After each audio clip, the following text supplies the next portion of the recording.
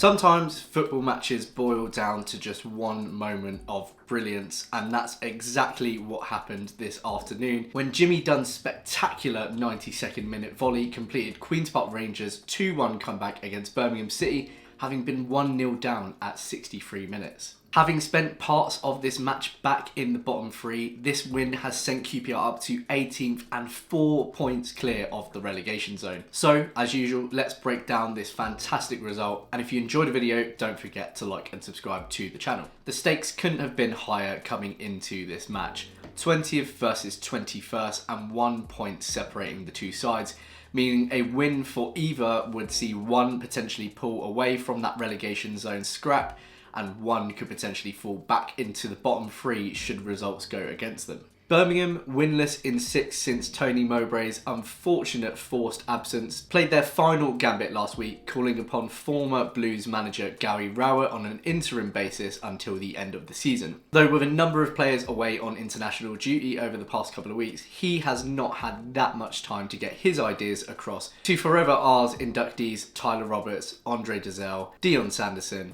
and Ethan Laird. Gary Rowett named a 3-5-2 with 3 of those 4 players in his starting lineup, while Marty opted to make 2 changes with Frey and Field coming in for Jack Colback and Lyndon Dykes. Not much to grumble about there, very close to our best side.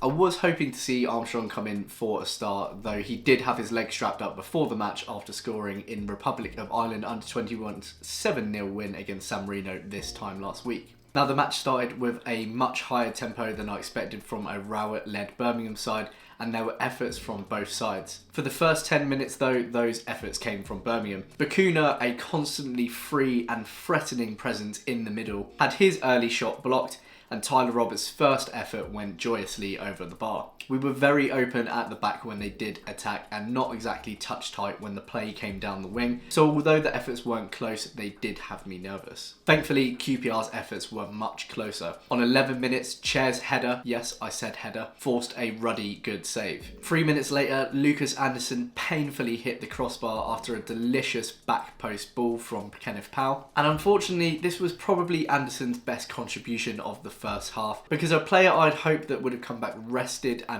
ready for these games unfortunately looked a bit off the mark today, miss-hitting passes and making some bad decisions. The match continued to ping pong and both sides were pretty open at the back when the other attacked. On 27 minutes, Birmingham had a great opportunity when Jay Stansfield skipped the ball past Begovic and had an open net, but he couldn't get his shot off, and 3 minutes later, Anderson blasted the ball over the crossbar from a very good Chair ball. I was concerned with how open we were, and defensively we did struggle down the wings, with our Irish Cafu getting very little support from Chris Willock and regularly being doubled up on. Birmingham was so insistent on using their wing backs and heading down the flanks that there was a gulf of space down the middle, which I think went really underutilised by QPR. I would like to have seen us drive with the ball more directly in that first half, because Birmingham did look shaky when we attacked them. As the half petered on, there were little other efforts of real quality, with Tyler Roberts' third slice shot which somehow ended up going out for a throw-in on the opposite side of the pitch,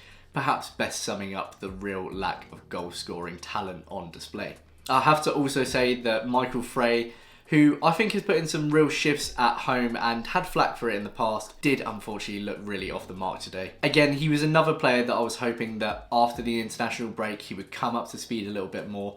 He scored a brace against Arsenal in a friendly last week, but unfortunately he just looked like he was running through mud at times. The whistle was blown for half time, and an injection of energy was really needed from any one of Armstrong, Hodge or Smith, but both sides were sent out unadjusted to go again. Unfortunately, we still looked a bit sluggish after the break and really lacking in that goal scoring quality. Rangers opened the efforts with Frey heading wide from Chair's cross on 48 minutes, and Bacuna, free once again, had his shot blocked before Tyler Roberts picked up the first yellow card of the game for a bad foul on Chris Willock. Sam Field had a good effort deflected on 52 minutes, and from this point onwards I felt that the tempo started to shift a little bit more into Birmingham's favour. One thing that didn't help was a slew of bad decisions from referee Josh Smith. I thought he'd had a reasonably good match until this point, but like all lenient refs who wait to dish out the first yellow card until the second half, he quickly lost his head. He paused the match mid-play to cater to a supposedly injured Lee Buchanan, and then for some reason decided to pull play back 30 yards to give QPR a drop ball, which confused everyone and led to Isaac Hayden and Jay Stansfield tussling, Birmingham winning a free kick,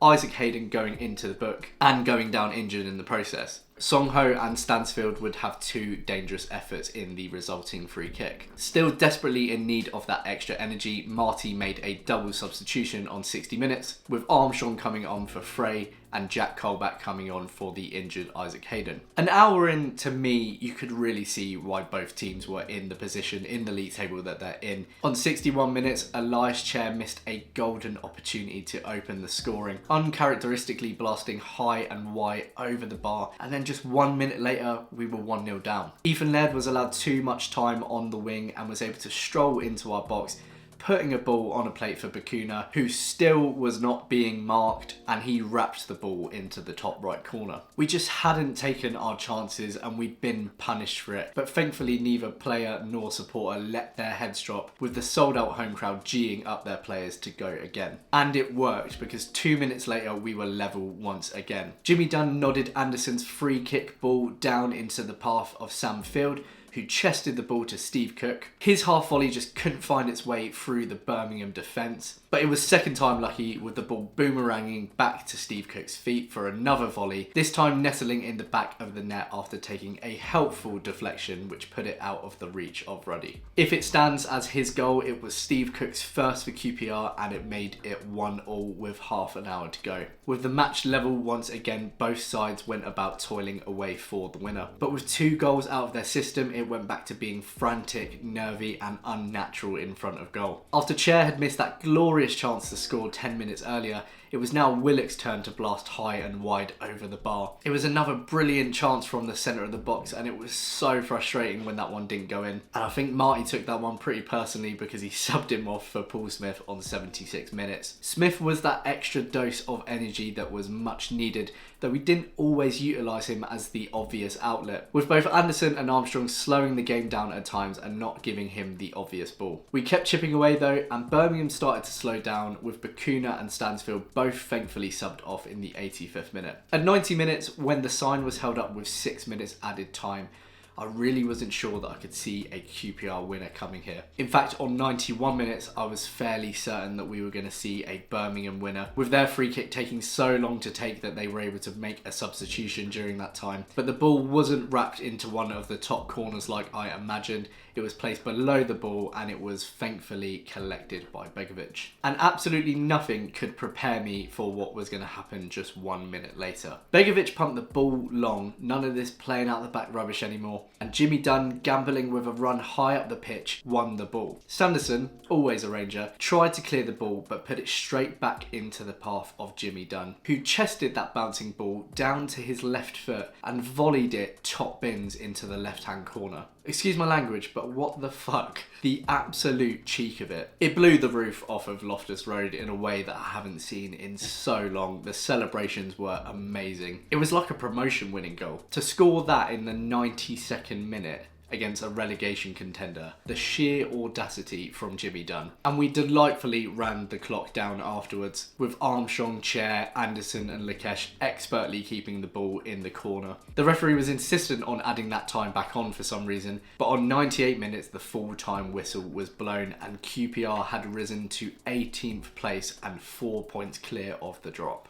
I don't need to say how massive that win is. We all know what that means. It was a game that really lacked quality from both sides, but it's one that really truly sums up the impact that Marty Cifuentes is having at Queen's Park Rangers. Steve Cook, Mr. Consistent for QPR and part of an excellently improved defence since Cifuentes' arrival, popping up with an absolutely vital equaliser when his attacking comrades just couldn't find the net. Jimmy Dunne, a player who couldn't even get into the matchday squad 7 matches ago, now brilliantly redeployed at right back by Cifuentes and having a bloody good go at it, and then popping up with that outrageous goal, one that we're going to be talking about for years, to be honest. And for all I said about our lack of goal scoring quality, just the sheer effort and determination that he has injected into this team. Elias Chair, who understandably looked absolutely spent, did not stop until the final whistle, despite being an obvious candidate for substitution. And the togetherness that Marty has brought into this side was very apparent to see when Reggie Cannon, of all people, was the first to run on the pitch and congratulate and celebrate with Jimmy Dunne, the bloke keeping him out of the team. And for once, QPR won and results pretty much all went our way, meaning we've really felt the benefit of these 3 points. There's still another huge 7 matches to go, but we have now put ourselves in a very favourable position to stay up. Swansea up next on Monday, whose second half equaliser against Sheffield Wednesday very much did us a favour. My Swansea preview will be up this weekend, but for now, I'm just going to enjoy this win and probably watch that Jimmy Dunne goal another 500 times. Thank you so much for watching today's video. If you've enjoyed it and you're not already a subscriber, please do consider subscribing to the channel and dropping the video a like as well. Cheers.